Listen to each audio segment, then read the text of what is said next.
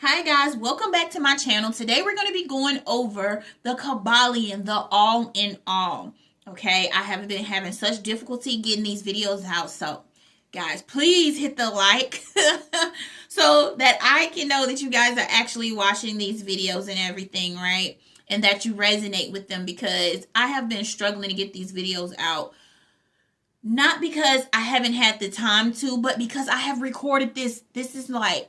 I've recorded it 4 times already, okay? This is the 5th time that I am trying to record this. So if you are seeing this, please hit the like and give your girl a like, because it's been tough, all right?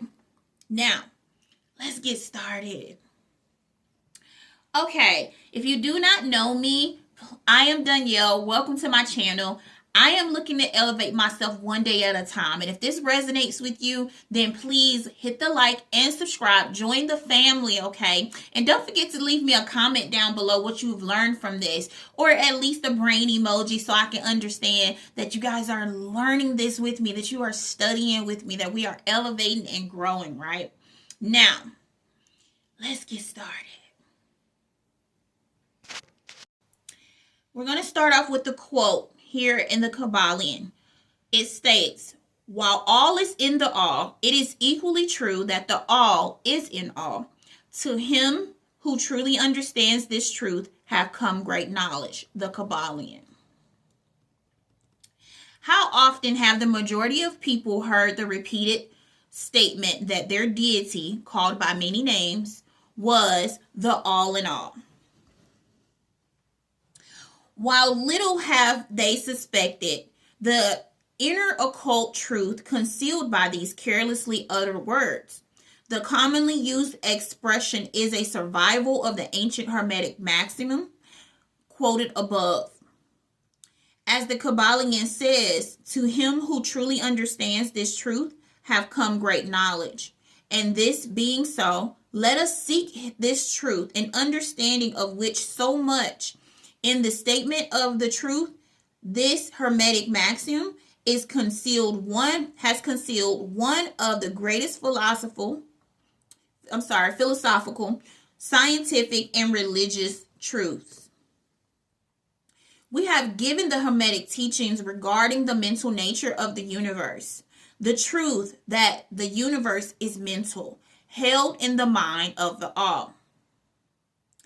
As the Kybalion states in this passage quoted above, all is in all. But note also the correlated statement that it is equally true that the all is in all. This apparently contradictory statement is reconcilable under the law of the paradox. It is, moreover, an exact Hermetic statement of the relations between the all and its mental universe. We have all seen how all is in the all. Now let us examine the other aspects of the subject. The Hermetic teachings are to the effect that the all is immanent in remaining within, inherent, or abiding within. Immanent means remaining within, inherent, abiding within its universe, and in every part, particle, unit, or combination with the universe. This statement is usually illustrated by the teachers by a reference of the principle of the correspondence. The teacher instructs that the student to form a mental image of something, a person, an idea, something having a mental form. The favorite example of being that the author or dramatist performing, I lost my little spot.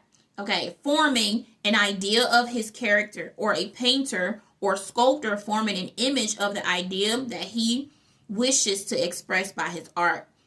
In each case, the student should find that while the image has its existence and being solely within his own mind, yet he, the student, author, dramatist, painter, or sculptor, is, in a sense, immanent in, remaining within, or abiding within the mental image also.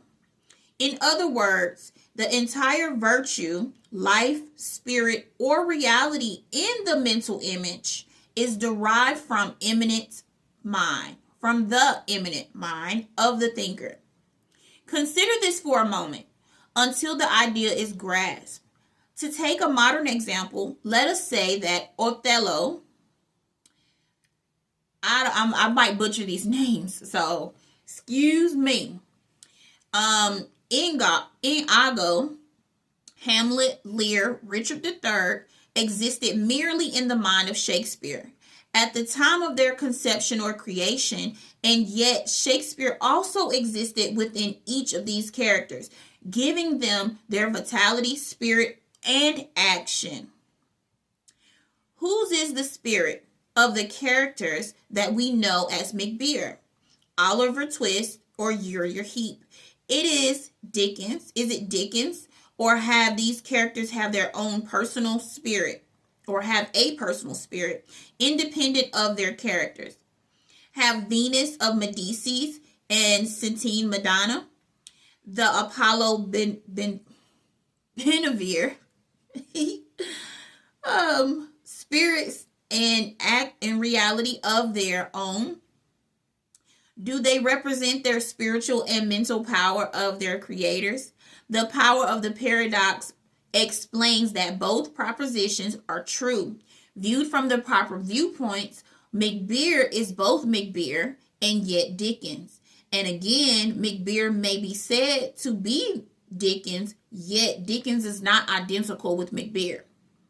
Man, like Macbeth, may exclaim, "The spirit of my creator is inherent within me, and yet I am not he."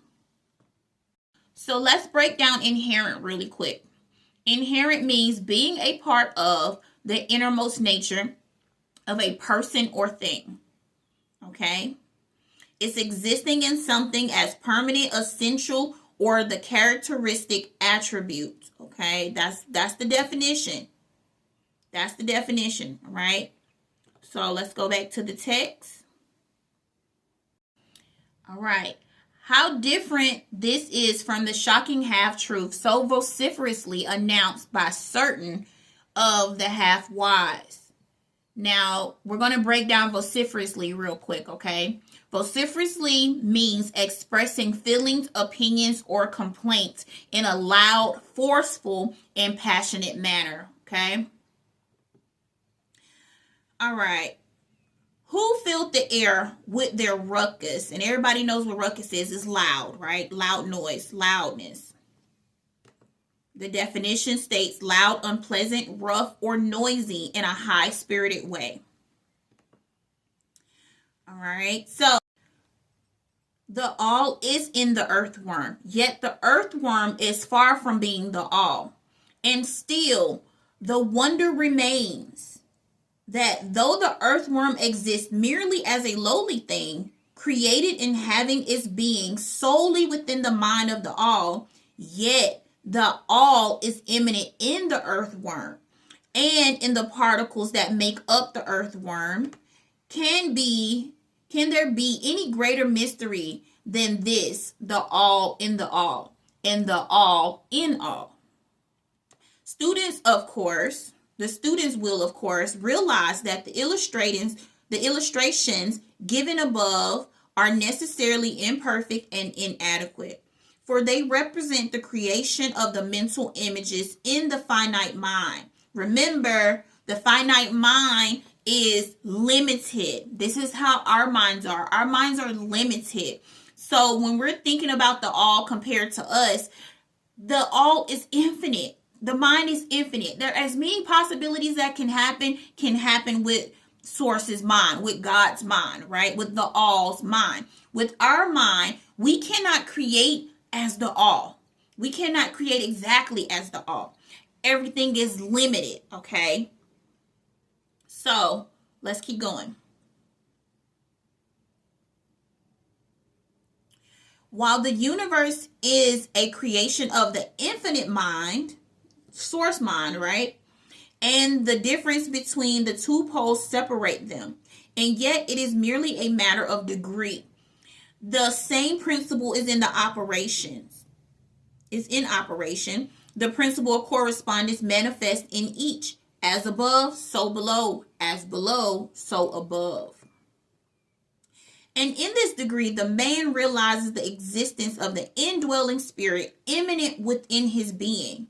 So will he rise in his spiritual scale of life. This is what spiritual development means. I'm going to say that again. In the degree that man realizes the existence of the indwelling spirit immanent within him, within his own being, he will rise on a spiritual scale of life. This is what spiritual development means. This is the spiritual development.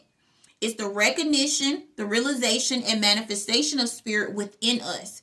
Try to remember this last definition, that of spiritual development. It contains the truth of true religion. There are many planes of being, many subplanes of life, many degrees of existence in the universe, and all depends upon the advancement of beings in the scale, of which the scale, the lowest point, is the grossest matter, the highest being separated only by the thinnest division of spirit of the all. And upward and onward along this scale of life, everything is moving, all are on path whose end is the all. All progress in, I butchered that. Let me start over. All progress is returning home. All is upward and onward, in spite of the seemingly contradictory appearance. Such is the message of the illumined.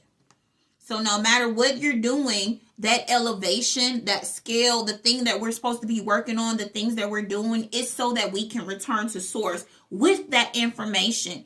So you upgrading and like spiritually aligning yourself is going to actually help. And you're going to be taking that information. You're going to be taking that energy back to source.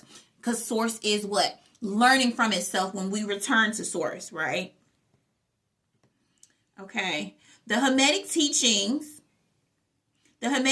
concerning the process of the mental creation of the universe are that at the beginning of the creative cycle, the all, in its aspect of being, projects its will towards the aspect of becoming, and the process of creation begins. I'm going to say that again. The all, in the aspect of being, projects its will towards its aspect of becoming, and the process of creation begins. It's kind of like what we do when we try to manifest, right? It seems like that's exactly what we're doing. We want the thing, we're thinking about the thing, we're trying to get the thing, we're visualizing the thing, we're manifesting the thing by meditating on it, and we're going after it, we're buying it, we're purchasing it, we're creating the fact that we want this thing, or creating this thing, right? It is taught that the process consists of lowering the vibration until a very low degree of vibratory energy is reached, at which point the grossest possible form of matter is manifested. This process is called the stage of involution, in which the all becomes involved or wrapped up in its creation. This process is believed by the Hermeticists to have a correspondence to the mental process of an artist, writer, or inventor, who becomes so wrapped up in his mental creations as to almost forget his own existence, and who, for the time being, almost lives in his creations. If instead of wrapped, we use the word rapt, R-A-P-T, perhaps we would give better idea of what is meant. The involuntary stage of creation is sometimes called the outpouring of the divine energy, just as the evolutionary state is called the indrawing. Let's say that again. The involuntary stage of creation is called the outpouring of the divine energy, and it says that the evolutionary state is called the indrawing. I don't know why I struggle to get that out. The extreme pole of creative process is considered to be the furthest removed of the all, while the beginning of the evolutionary stage is regarded as the beginning of the return swing of the pendulum of rhythm, a coming home idea being held in the Hermetic teachings. The teachings are that during the outpour, the vibrations become lower and lower until finally the urge ceases and the return swing begins. But there is the difference. While in the outpouring of the creative forces manifest compactly and as a whole, yet from the beginning of the evolutionary stage or indrawing stage, there is manifested the law of individualization. Okay, this is important. Listen to this part, guys, because I love this part. That is the tendency to separate into units of force, so that finally that which is left, the all, as individualized energy, returns to source as countless high developed units of life, having risen higher and higher in the scale by means of physical, mental, and spiritual evolution. I love this. This is why I feel the need to be an individual on every level. Okay. Now I know it's a lot of people out here and we playing copy and paste, but just think about that for a minute. Just think about what was said. The law of individualization. We are literally coming from source as individuals, meaning everything that we go through, every time we heal, every situation, everything is meant to be different. It's meant to be separate from other people. We don't have to copy and paste. That's the beauty in this, right?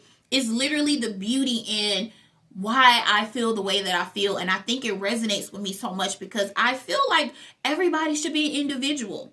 You know, it's something cool about you when you can just be yourself, when you can do the things without feeling the judgment of other people or even caring, right? So I think that's beautiful. I think that's very beautiful, actually. The ancient Hermetists used the word meditation in describing the process of mental creation of the universe in the mind of the all. The word contemplation also being frequently employed, but the idea intended seems to be that of the employment of the divine attention. Attention is a word derived from the Latin root meaning to reach out, to stretch out. And so the act of attention is really a mental reaching out or extension of mental energy, so that the underlying idea of readily understood when we examine into the real thing, well, the real meaning of attention.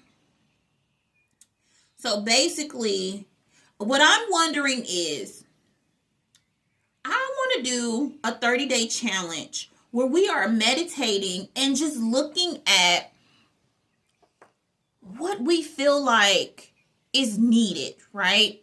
What we feel like is needed, what we are desiring, and meditate on it. Like literally take 20 to 30 minutes to meditate on it and see the outcome. See what happens. Sounds fun. So if you guys are down for that 30-day meditation challenge, put it in the comment box. Let me know so we can make a video about it. And then I'll post my results. And then you guys can come back to the video and tell me your results. Because I think it's really crucial. If this is how to create into reality, then I think it's important that we actually try it. We actually see. It's like an experiment, right? Getting excited. Okay, so let's keep going. The Hermetic teachings regarding the process of evolution are that the all, having meditated upon the beginning of creation, having thus established the material foundation of the universe, having thought it into existence, gradually awaken and arises from its meditation, and in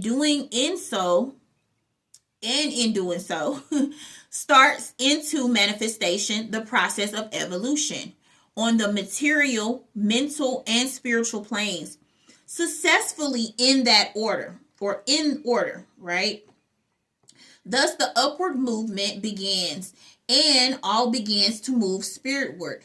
Matter becomes less gross, the units spring into being, and combinations being to form. Life appears and manifests in higher and higher forms, and mind becomes more and more in evidence. The vibration constantly becoming higher. In short, the entire process of evolution is in all phases, begins and proceeds according to the established laws of the indrawing process. All of this occupies eons upon eons of man's time. Each eon contains countless of millions of years, but yet the Illumined informed us that the entire creation involving involution and evolution of the universe is but a twinkle in the eye of the all. At the end of the countless cycles of eons of time, the all, withdrawing its attention, its contemplation and meditation of the universe, for the great work is finished. The all is withdrawn into the all from which it emerged. But mystery of mysteries, the spirit of each soul is not annihilated, but is infinitely expanded. The creation, the created, and the creator are merged, okay? Such as the report of the Illumined.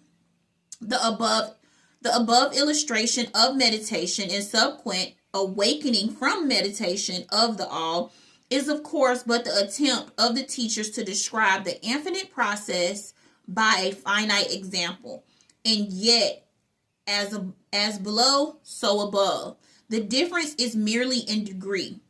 And just as the all arouses itself from the meditation upon the universe, so does man in time cease from manifesting. Cease from manifesting upon the material plane, while withdraws himself more and more into the indwelling spirit, which is indeed the divine ego. There is one more matter of which we desire to speak of in this lesson, and that becomes very near to the invasion of the metaphysical field of speculation. Although the purpose is merely to show the futility of such speculation, we allude to the question which inevitably becomes of the mind of the thinker who have ventured to seek the truth. The question is, why does the all create universes? The question may be asked in different forms, but the above is the gist of the inquiry. Men have striven hard to answer this question, but still there is no answer worthy of the name. Some imagine that the all has something to gain by it, but that is absurd. For what could the all gain from what it already possesses, for what it already not possesses? Others have sought the answer in the idea that the all wish for something to love, and the others that have created it for pleasure or amusement, or because it was lonely, or to manifest its power. All parallel explanations and ideas belonging to a childish period of thought. Others have sought to explain the mystery by assuming that the all found itself compelled to create by reason of its own internal nature, its creative instinct. This idea is in advance of the all. In advance of others, but its weak points lie within the idea of the all being compelled by anything, internal or external. If its internal nature or creative instinct compelled to do anything, I don't know why I'm butchering this. Okay. Creative instinct compelled it to do anything, then the internal nature or creative instinct would be absolute instead of the all, and so accordingly that part of the proposition fails. And yet The all does not create and manifest and seems to find some kind of satisfaction in doing so.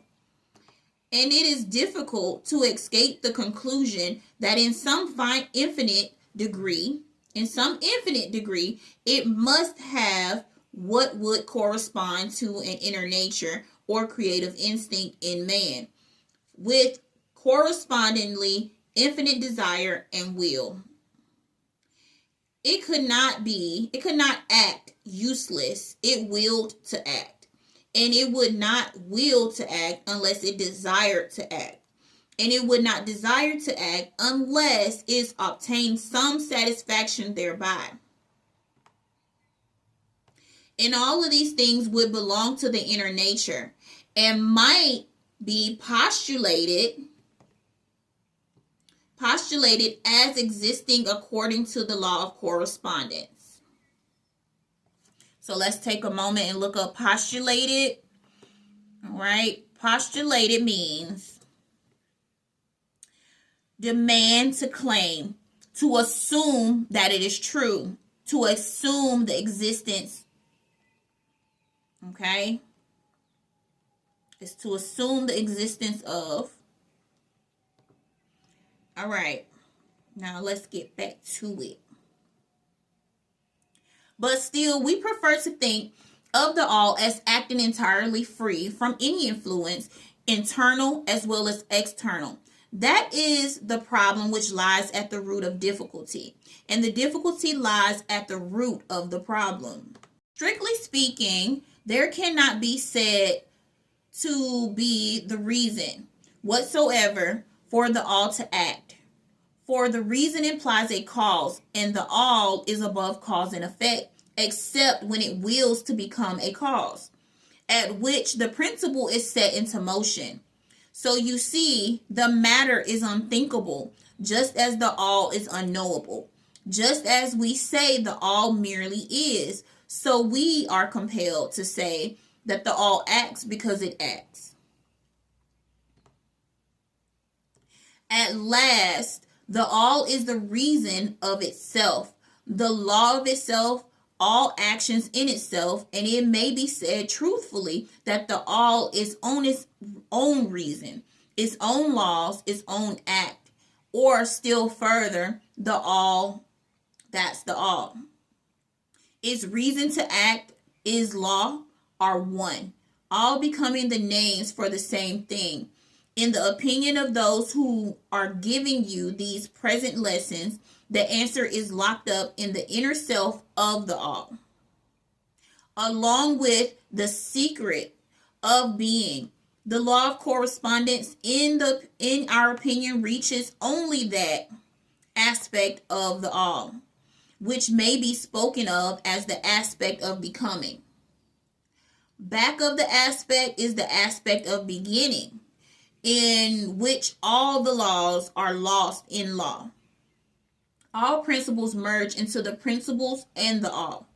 Principle and being are identical, one and the same. Therefore, metaphysical speculation on this point is futile. Let's move this up a little bit. We go into the matter here merely to show that we recognize the question and also absurdly of the ordinary answers of the metaphysical and theology.